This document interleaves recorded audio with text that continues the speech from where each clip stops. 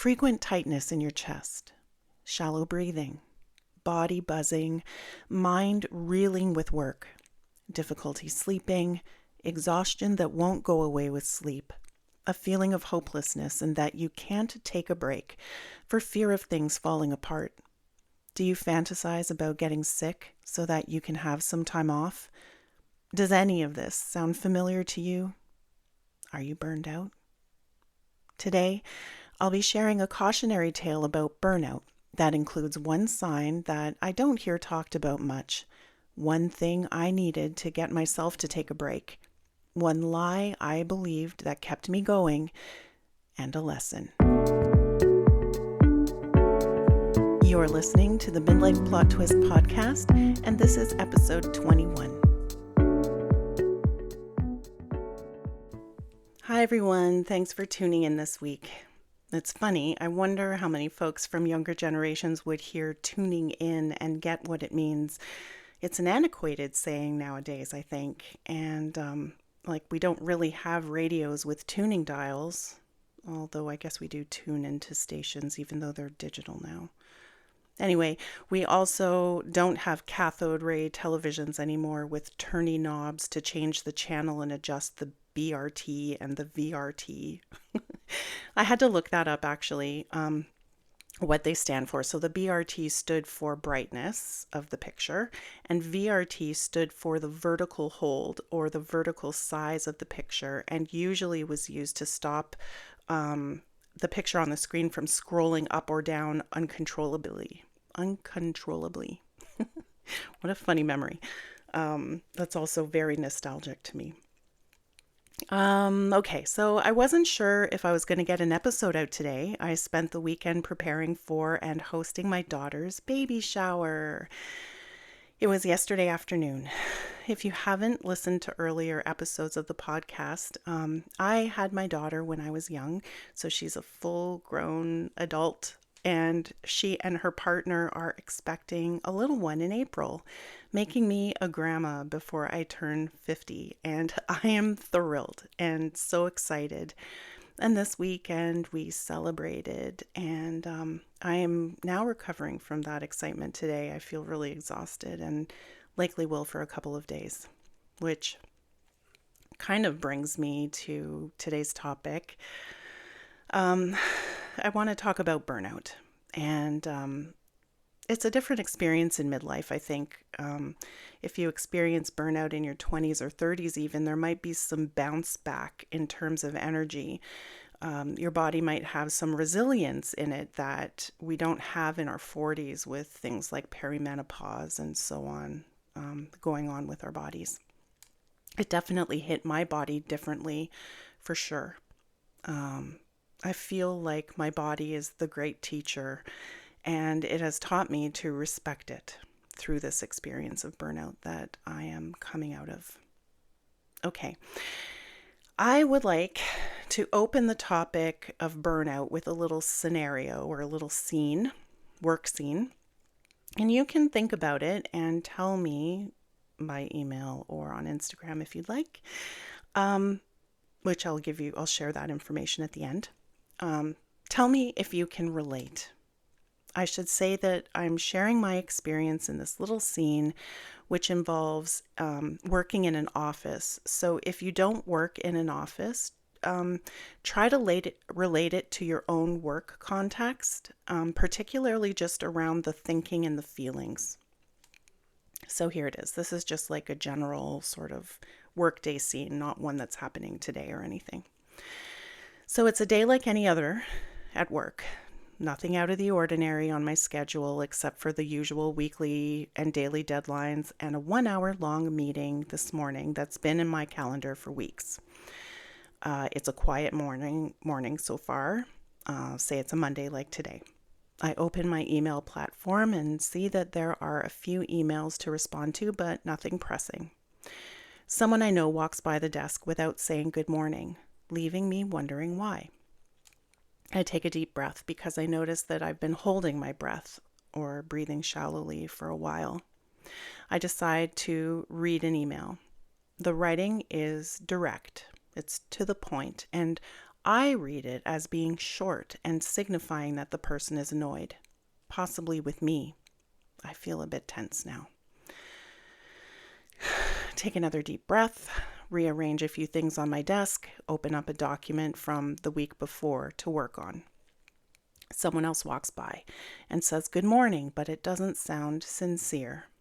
I worry about the meeting we had been in together the previous week and wonder if she doesn't like me now because of the approach I had suggested in the meeting.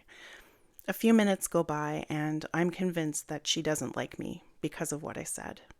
I shift in my chair, take a deep breath again, and decide to get ready for the meeting this morning instead of working on last week's document. I work on that for 10 minutes before switching to something else, and then to something else, and then to something else, and back to preparing for the meeting because I can't seem to focus on any of it. As I prepare for the meeting, I think about the people who are going to be there. I can't put my finger on it, but I feel that they don't respect me or agree with my views or what I bring to the table. The meeting actually goes as usual. I say barely anything because now I'm convinced that they don't want me there. I finish the meeting feeling I'm going to be ousted from the group that was present at the meeting for not participating enough. I'm certain they've been talking in between meetings and not including me, so I feel out of the loop and incompetent. I ruminate all day about different things that make me feel bad about my work, and I've convinced myself that my coworkers are against me and think I'm stupid. I feel different and like I don't belong. I've looked for and have found evidence to this effect, at least I think so. A coworker comes to let me know that there's an issue with something that I've worked on, and although it is not a big deal, it feels huge. My chest is now tighter than it's been all day. I feel like my job and safety are under threat. I've even had a couple of moments of tearing up throughout the day, and this is definitely one of them. The whole day has made me feel on edge. I've felt fear and worry, and yet on the outside it looks like a pretty normal day. It's just another Monday for all intents and purposes. I decide to leave work early, either because I feel physically sick from the stress of the day, or because I can't take the intense feeling of stress anymore. I leave feeling guilty, defeated, and overwhelmed, and although it's not even dinner time yet, I'm already panicked about having to go to work the next day, having to interact with my coworkers, and having to face the work that I can't seem to focus on. Can you relate to any of this? I thought burnout was just about exhaustion, fatigue, energy, feeling tired all the time. And it is all of this, of course, but one of the signs that I was burned out, that I've learned, was workplace paranoia, where I was often suspicious of others and had intense and irrational fears about colleagues or the motives of my workplace. And I also had a persistent feeling of being undermined or unfairly targeted by others. And this little story I just told, which honestly was a fairly typical day for me, is filled with little burnout signs that are beyond the feeling of exhaustion. In it, I'm also catastrophizing minor workplace events. I'm assuming that people are against me, as I've mentioned. I'm living with a sense of constant low-grade threat, and I'm being hypervigilant about everything. In it, I wasn't being dramatic, and I wasn't just exhausted. My nervous system was overloaded. As a high-functioning woman, I wasn't clocking burnout. Instead, I tried to optimize around it. I'd think I'm just tired, so I'll work on better sleep hygiene and go to bed earlier. I just need to be more organized, so I'll buy a new paper calendar with added features, organize my inbox, and use my MS Outlook calendar and schedule tools better. It's a busy time at work, so I'll just keep an eye on the fact that it will end soon or in a couple of months, and then things will be more bearable. Or I just need to try harder and speak up more, so I prepare talking points before meetings, decide in advance of what I might say during a meeting, and practice it. So, uh, I don't hear a lot of this being talked about enough. Maybe I didn't look hard enough, but most of the time I see us talking about burnout in terms of our energy levels and how we are lacking it.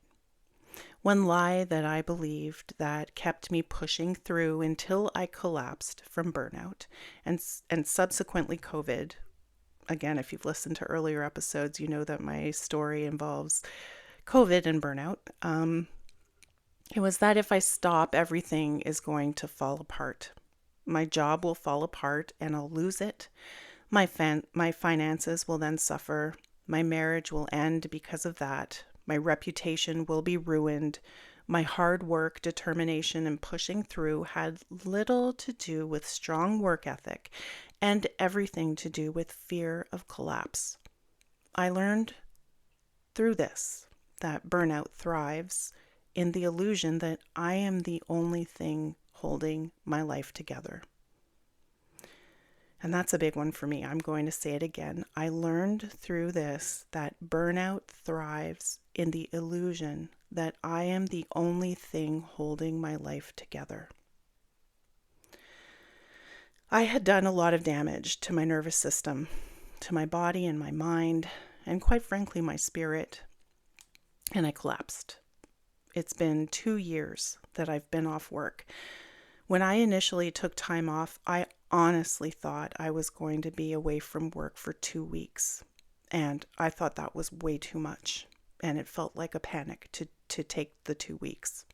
Tops. It's scary to me when looking back how deluded I was, how disconnected from myself I was. So, what's the one thing that got me to finally accept that I needed to take time off?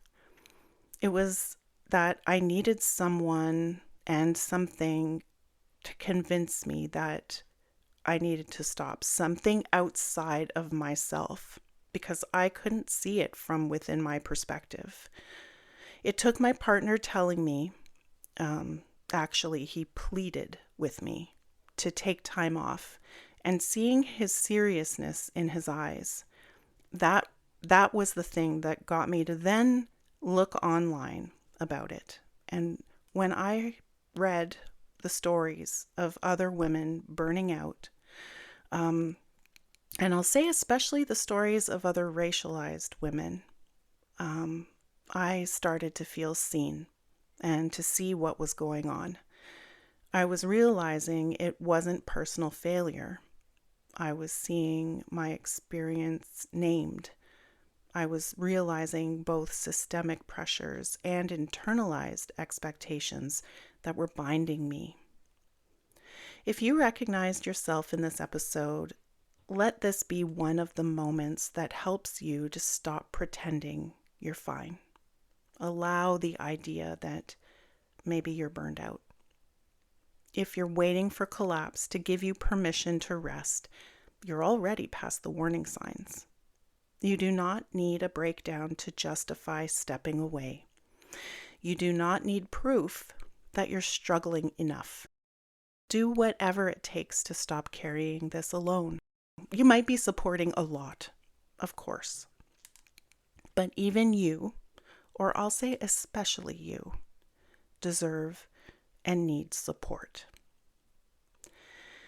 And with that, I think I'll say that that's all for today's episode. I hope that you got something out of it.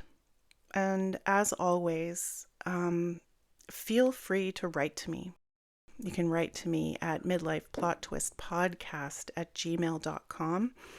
You can also comment on my posts or send me a DM on Instagram at midlifeplottwistpodcast. Please reach out if you want, and especially reach out to your doctor. your friends, your family, your trusted others in your life. Also, as always, please follow the show on whatever platform you're using to listen to this, whether it's Apple Podcasts or Spotify or Podbean or wherever. So thank you so much for listening. Until next week, be restful, take the time off, and be well.